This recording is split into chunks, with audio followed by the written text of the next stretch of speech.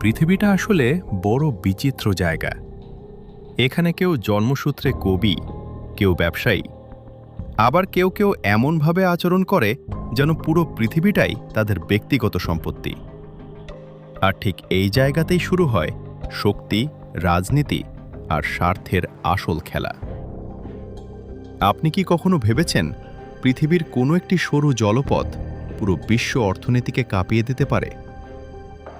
আজকের এই ভিডিওতে আমরা এমনই একটি জায়গা নিয়ে কথা বলবো যেটা বন্ধ হয়ে গেলে তেলের দাম আকাশে উঠে যায়, বাজার অস্থির হয়ে পড়ে আর বড় বড় দেশ যুদ্ধের প্রস্তুতি নিতে শুরু করে।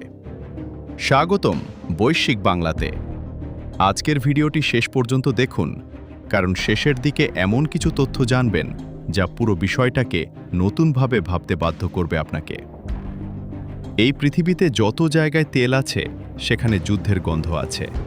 এটা শুধু কথার কথা না, বাস্তবতাও অনেকটা এমনই।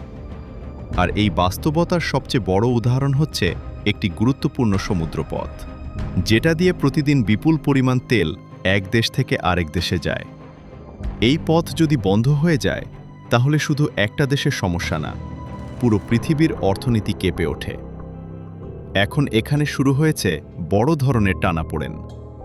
এক পক্ষ বলছে এটা আমার নিয়ন্ত্রণে, আমি চাইলে বন্ধ করব।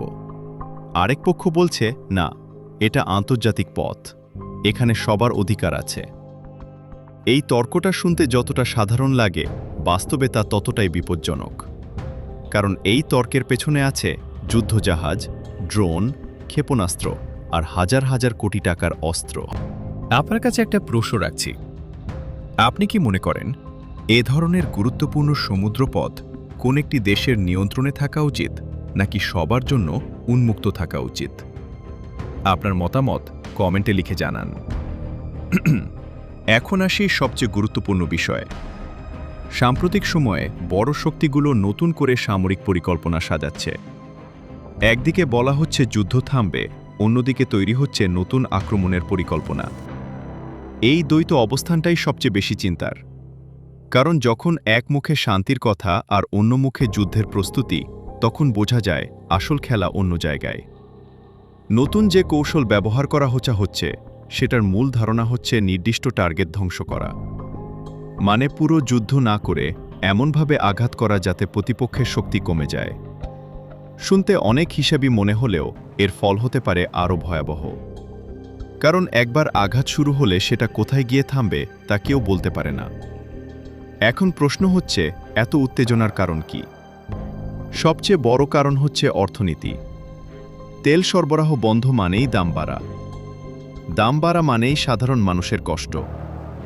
বিশ্ববাজারে প্রভাব পড়া শুরু হলেই রাজনৈতিক চাপও বাড়তে থাকে।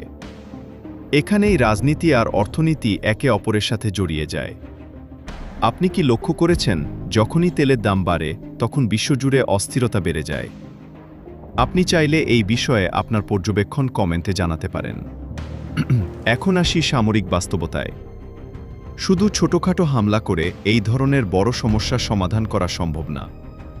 কারণ প্রতিপক্ষ যদি পুরোপুরি সক্ষম থাকে তাহলে যে কোনো সময় আবার একই পরিস্থিতি তৈরি হতে পারে।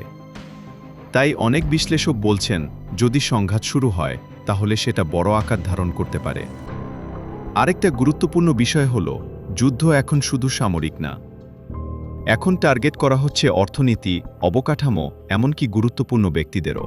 এটা যুদ্ধকে আরও জটিল করে তুলছে। একদিকে ভেতরের রাজনৈতিক সংকট, অন্যদিকে বাইরের চাপ, সব মিলিয়ে পরিস্থিতি ক্রমেই জটিল হচ্ছে। যুদ্ধবিরতির সময়ও প্রস্তুতি থেমে নেই।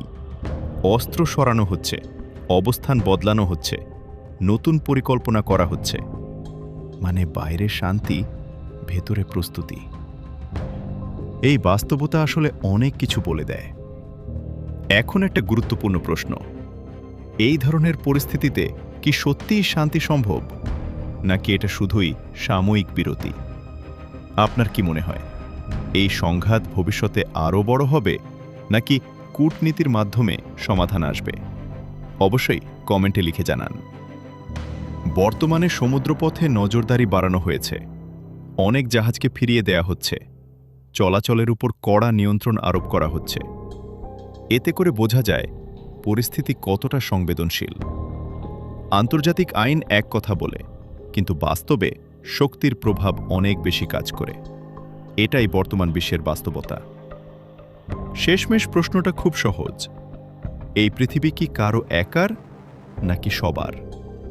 শক্তি দিয়ে নিয়ন্ত্রণ করা যায়, কিন্তু সত্যিকারের মালিকানা কি পাওয়া যায়? এই প্রশ্নের উত্তর এখনও স্পষ্ট নয়।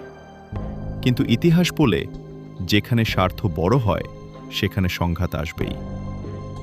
আজকের ভিডিও এখানেই শেষ করছি। আপনার মতামত জানাতে ভুলবেন না। ভিডিওটি ভালো লাগলে শেয়ার করুন আপনার বন্ধুদের সাথে। বৈশ্বিক বাংলার সাথে থাকুন, কারণ এখানে আমরা সহজ ভাষায় তুলে ধরি বিশ্বের জটিল বাস্তবতা। আবার দেখা হবে নতুন কোনো বিশ্লেষণ নিয়ে। ততক্ষণ পর্যন্ত ভালো থাকুন, সুস্থ থাকুন। আল্লাহ হাফেজ।